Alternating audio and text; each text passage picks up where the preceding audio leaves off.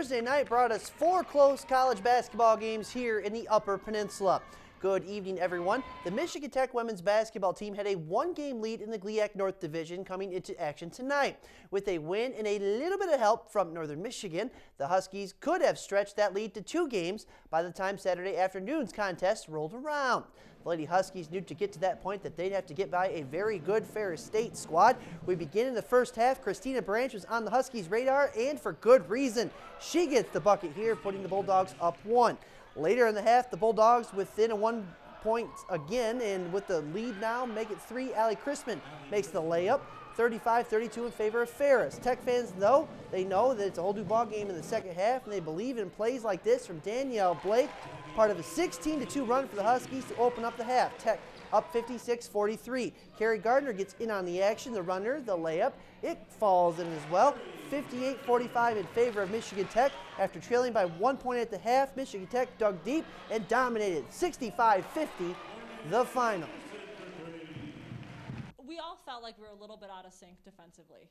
It felt like one person was a step slow, and that slowly affects how our entire defense works. And they understood that, and they decided to make a conscious effort to fix it. And I thought that they made the adjustment in the second half just to commit to what we're capable of doing.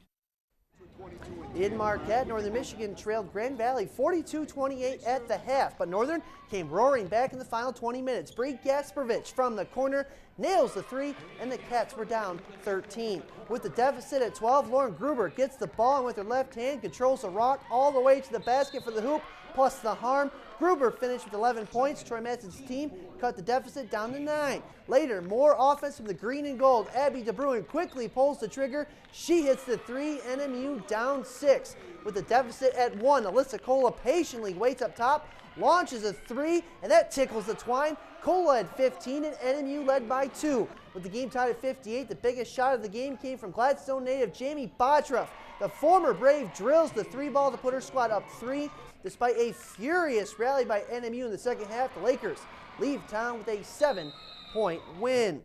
In other women's college hoops action, Michigan State got by Illinois 63-56. Forest Park's Lexi Gusser had 2 points, a rebound, and 2 helpers. Oakland University won at Valpo 71-54. Escanaba's Olivia Nash finished with 8 points and 5 boards for the Grizzlies. Back to the goods. In men's basketball, number 19 Ferris State took on Michigan Tech. The Bulldogs sent a message right from the get-go in this one. Josh Fleming with the steal, and on the other end, well, no layup. How about a dunk? Nicely done. That tied it at 2. For Michigan Tech, Ben Stelzer, his eyes down the floor, hits Jason Hawk in stride for the runner, and it goes. Michigan Tech now up by 2. For the Bulldogs, Drew Lehman on the pick and roll, hits the rolling Jared Stoliker, and he hits the mid-range J to put the Bulldogs back up a bucket. Ben Stelzer passed the ball earlier in the highlight. This time, not passing. He's shooting. A little separation there for Stelzer. He had 11. The Huskies stayed with the Bulldogs for most of the game, but Ferris State pulled away late, 63-51. The final, Drew Lehman led all scorers with 18 for Ferris State. In Marquette, the Wildcat men brought it to Grand Valley early and often. Early stages in this one, Terry Nash drives, then kicks out to Jordan Perez, who spots up and hits the open 3 for a 3-point NMU lead. That play works so well for Northern. Chavis Madison drives into the paint, throws it back outside for Alex Sorensen, and the freshman hits the triple for an 8-2 lead. Grand Valley would eventually get things going off the steal. Here come the Lakers. Ryan Saban pulls up. He's not passing. He's shooting and scoring from downtown, cutting the deficit to 3. The other way for NMU, Jordan Perez goes inside to Cooper Radke, who gets the basket plus the foul. The old-fashioned 3-point play. Grand Valley led by 4 at the half, and the Lakers would win it by 9, 62-53.